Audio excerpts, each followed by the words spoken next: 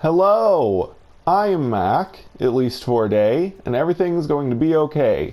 In this video, we'll be starting a tutorial that I've really been anticipating, character creation.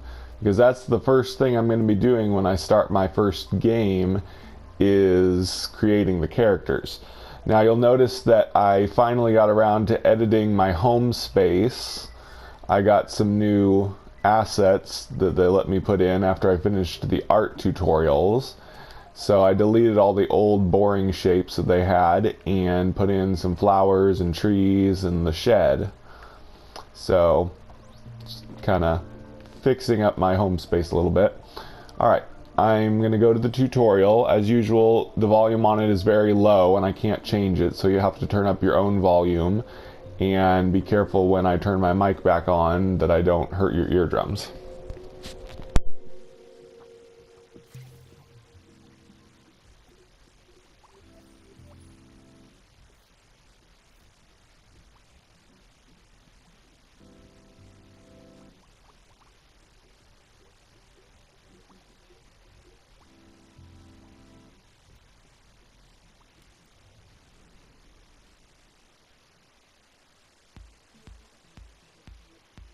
Connie's hosting a talent contest to find the best characters in the Dreamiverse.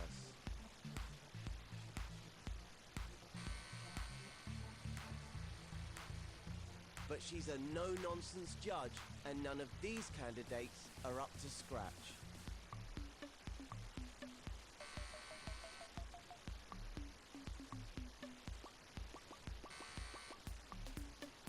Of course, Cuthbert's no use, so let's see if we can come up with something to impress her.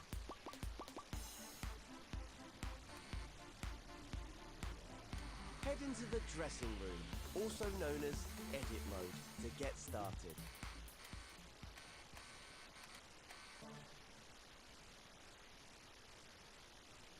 In this tutorial, we'll be customizing the appearance of a puppet.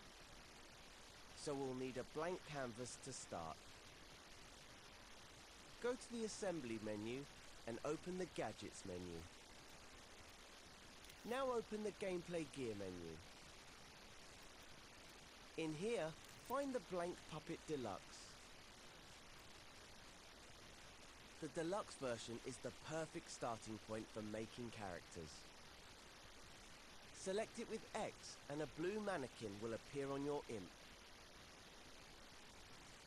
It has built-in features like jump and possession animations, which the basic version doesn't have. Connie won't be impressed by a basic puppet, so make sure you select the right one. Stamp the deluxe puppet in the scene with R2 or X. Get its feet roughly on the floor, but make sure they aren't intersecting with it. Then press the circle button to unequip the puppet from your imp. If you need to, you can grab and adjust the puppet with R2. In the next step, we'll start exploring the puppet's inner workings.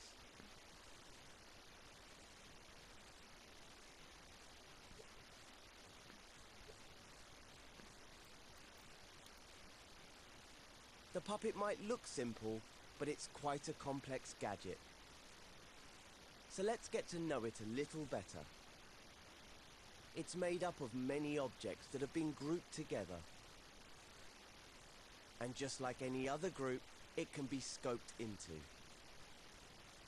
Hover over the puppet with your imp, press and hold L1, and then press X to scope in. Below the puppet, you will now see its base and its logic microchip. If they're obscured by the floor, you may need to scope out and adjust your puppet's position. The puppet's body is made of sculptures, joined together with connectors. When scoped in, we can grab parts of the puppet to change its pose. Before we do that, find the button called Puppet Mirror in the context menu. Select this button with X, and your puppet will stay symmetrical when you pose it. Of course, you don't have to make it symmetrical, but it's a good way to start. You can always add nuance later. When you move a part of the puppet, all the parts connected to it will also move.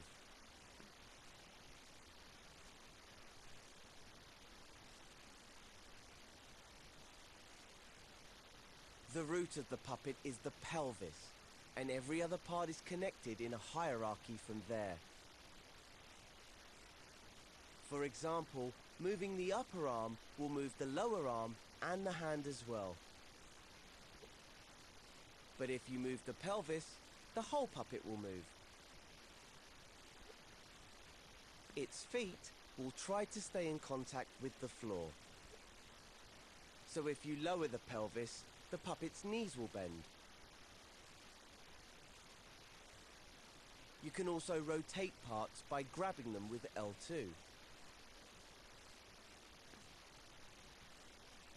Use R2 and L2 to create a new pose for the puppet. Changing the pose can be a great starting point for a character. The pose could be confident, sad, scared, or aggressive. Don't forget, you can undo any changes with the left directional button if you make a mistake. Use the grab cam to adjust your pose from different angles. Just hold R1 over the puppet to activate it. When you've finished posing your puppet, move on to the next step.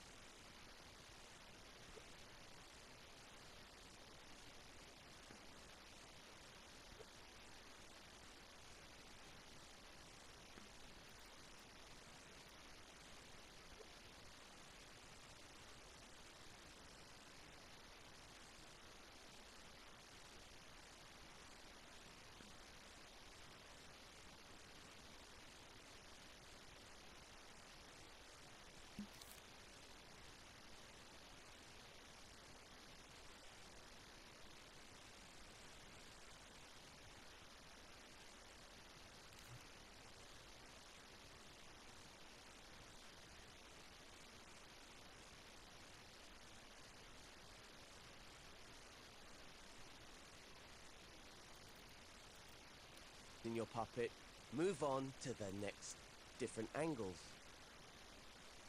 Just hold R1 over the puppet to activate it. When you've finished posing different angles, don't forget, you can undo any changes with the left directional button if you make a mistake. Use the grab cam to adjust your pose from different angles. Just hold R1 over the puppet to activate it. When you've finished posing your puppet, move on to the next step.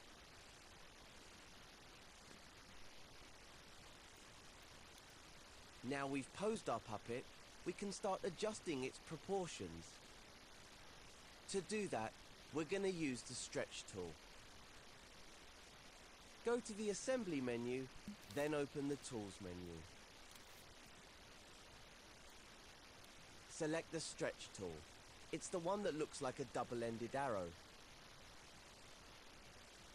The stretch tool works like the move tool in a lot of ways. But with the stretch tool, you can move parts of the puppet beyond the limits of the connectors. Try grabbing and moving the puppet's head. Notice the way the neck elongates and shortens. Now try it on the hands. This changes the length of the upper and lower arm. Some body parts respond differently to the stretch tool. For instance, if you move the upper arms, the shoulders will broaden and the chest will expand. You can also scale parts of the puppet using the up and down directional buttons. I'd only recommend doing this to the puppet's extremities though, the head, hands and feet. Puppets are delicate contraptions, and extreme scaling and stretching can make them behave unexpectedly.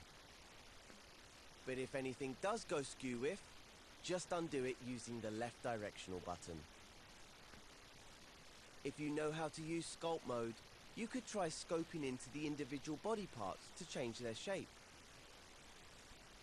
You can find a whole tutorial on sculpting in the art tutorials.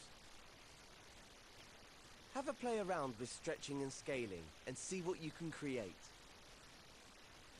Try making the puppet more cartoony or turn it into a monster. Test out your puppet in play mode to see it in motion.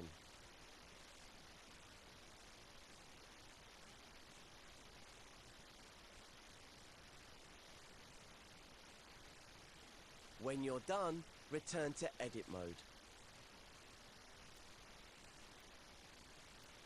Rewind time with L3 to get your puppet back in position. In the next step, I'll show you how to color and stylize your puppet.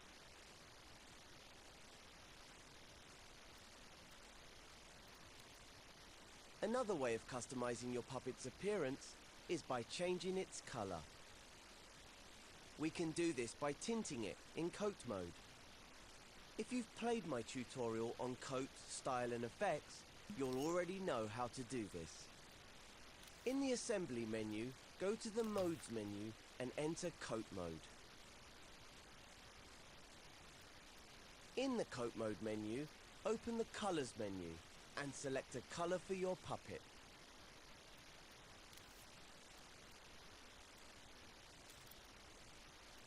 Now hover over your puppet and hold R2 to tint it with your selected color.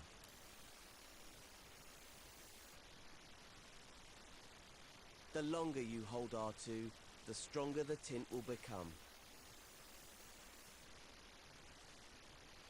If you want your puppet to be multicolored, simply scope into the puppet. Select a different color from the colors menu. Hover your imp over a part of the puppet you want to tint. How about the head? Now, when you press and hold R2, just that part of the puppet will be tinted. You can also use the tools in style mode and effects mode. Try using style mode to change the texture of your puppet. If you don't know how to use style mode, there's an art tutorial which can help you. In the next step, we'll dive into the dressing up box.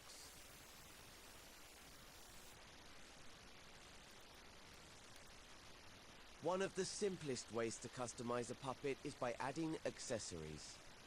But to make sure they move with the puppet, we need to group them with a body part. Before we do that, it's important to fully understand the concept of scoping in and out of groups and objects. If you've played part 4 of the Start Dreaming tutorials, then you'll already know a thing or two about using groups. Objects in Dreams are often combined into groups, which can be treated like a single object in assembly mode. Groups themselves can also be grouped. This means that you can have groups nested inside other groups.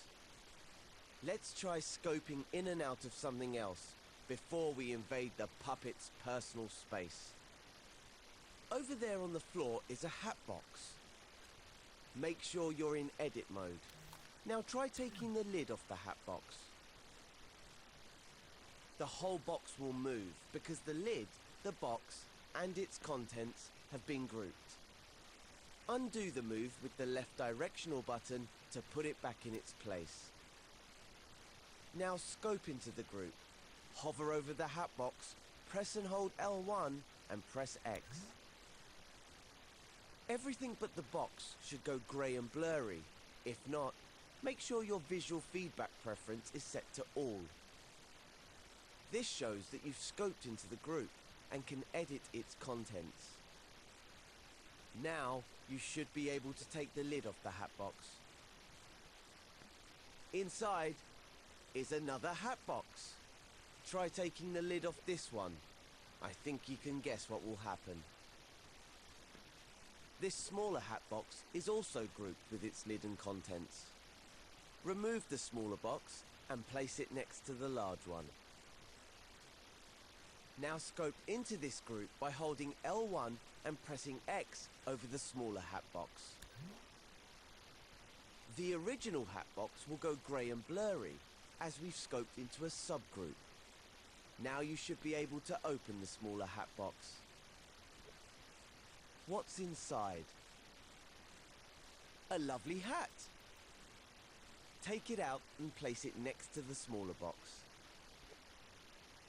When you've done that, proceed to the next step. Now that we've taken the hat out of the box, let's try putting it on our puppet. First, we need to scope out of this group. To do that, simply hold L1 and press circle. That takes us back into the large hat box group. Now scope out again into the main scene by holding L1 and pressing circle. Pick up the hat. We seem to have a bit of a problem here. The hat is still inside the nested groups, even though it's outside the hat box. When you scope in and out, only you and your imp are moving in and out of objects or groups. Unless you're carrying something with you. Scope back into the large hat box group, and then into the smaller hat box group to get the hat. Now grab and hold the hat with R2, and scope out of both groups with L1 and circle while holding the hat. If you've done it correctly, you should be back in the main scene. With a hat you can now move independently of the boxes. That's because scoping in and out of a group whilst holding an object adds or removes it from that group. Hurrah! Now we can put it on the puppet. Grab the hat, hover over the puppet, then hold L1 and press X to scope into the puppet with the hat. Now scope into the puppet's head while still holding the hat. This is a shortcut for grouping two objects if you're already grabbing one of them. Simply grab an object and scope into another object to group them automatically without having to select them. The same way that scoping into a group while holding an object adds it to the group. Now that it's in a group with the head, place the hat where you want it. Remember to check it from different angles using the grab cam to make sure it's in position. Press R2 softly to nudge if you need to make fine adjustments to the position of the hat.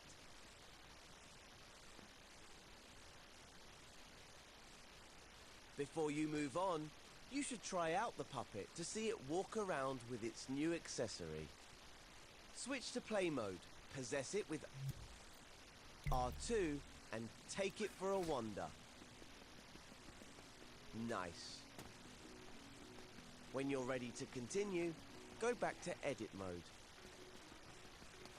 Going to play mode and back to edit mode will scope you out of any groups. Remember to rewind time with L3 to get your puppet back in position. Then go to the next step.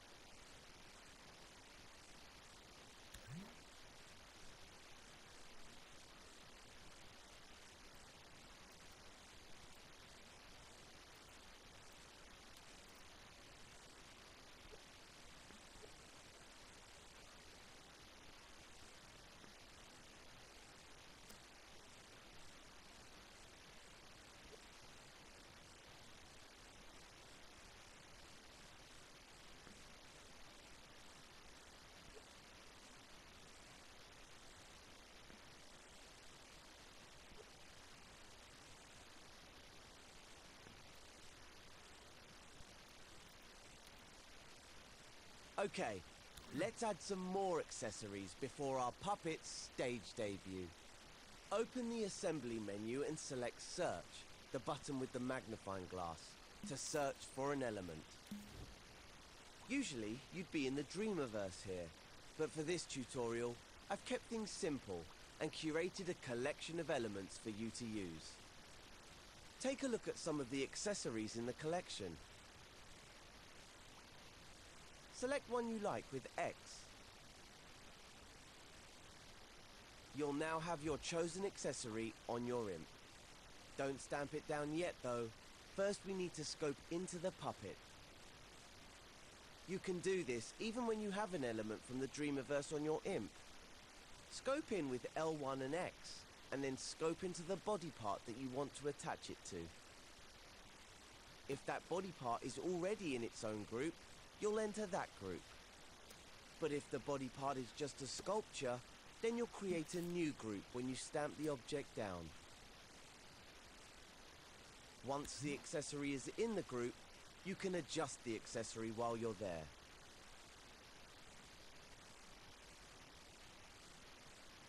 Try adding some more accessories from the collection.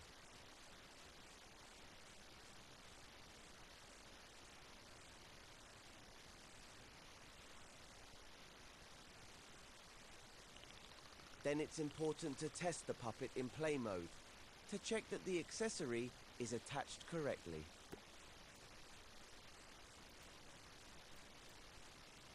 Here's another very important tip.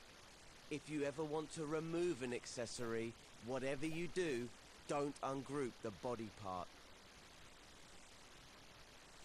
If you do that, you'll delete that group's connection to the puppet. And without the connector, your puppet's limbs will start falling off when you go into play mode. And nobody wants that. Instead, scope into the group containing the body part and the accessory. Then either delete the accessory or grab it and scope out. If there's only one object left in the group, it'll automatically ungroup, and the connector will remain safely connected to the remaining object. Play around with the things you've learned in this tutorial and have fun making a character. When you're happy, select the Star Podium from the tutorial collection and stamp it down in the outline that we've put in the scene for you. Then head back into play mode, jump onto the podium and see what Connie thinks of your creation.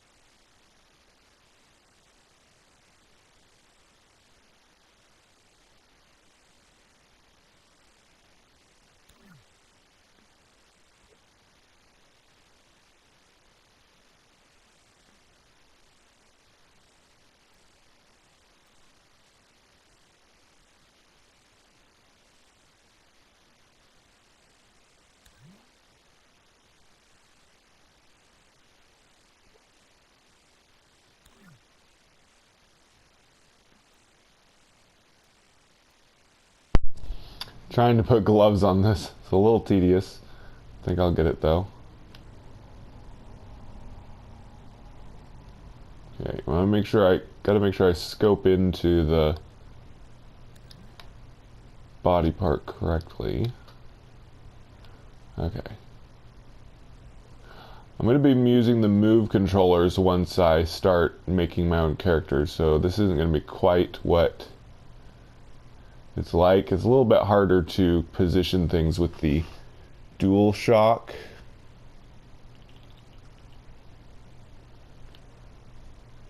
I think the move controls are going to be a lot better for making characters and everything. Right now I'm using the DualShock, so it's a lot more difficult. Okay.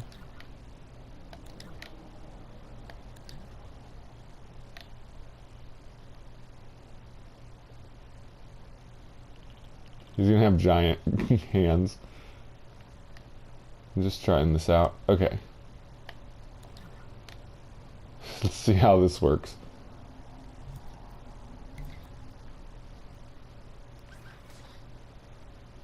Oh, that didn't work very well. I may have accidentally removed his hand from the group or something. I'm not sure. Oh well. Okay.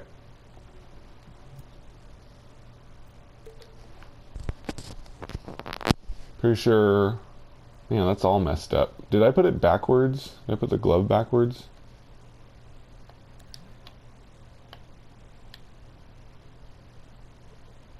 Must have gotten flipped somehow. How do I unflip it? Nope. There we go. Messed up his hand somehow. Oh well. Whatever. He said to... Then head. Okay, let's add some more. No! Then head back in. When you're happy, select the star podium from the tutorial collection. Okay. And stamp it down in the outline that we've put in the scene for you. Then head back into play mode, jump onto the podium, and see what Connie thinks of your creation.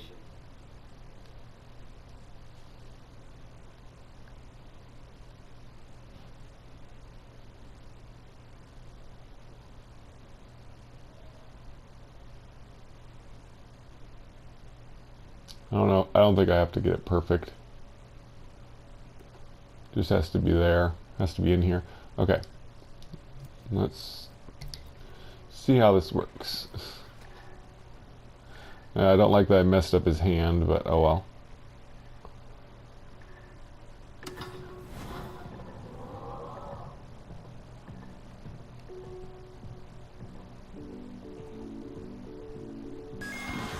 Yeah, right. My character is not that great. I'll do better later.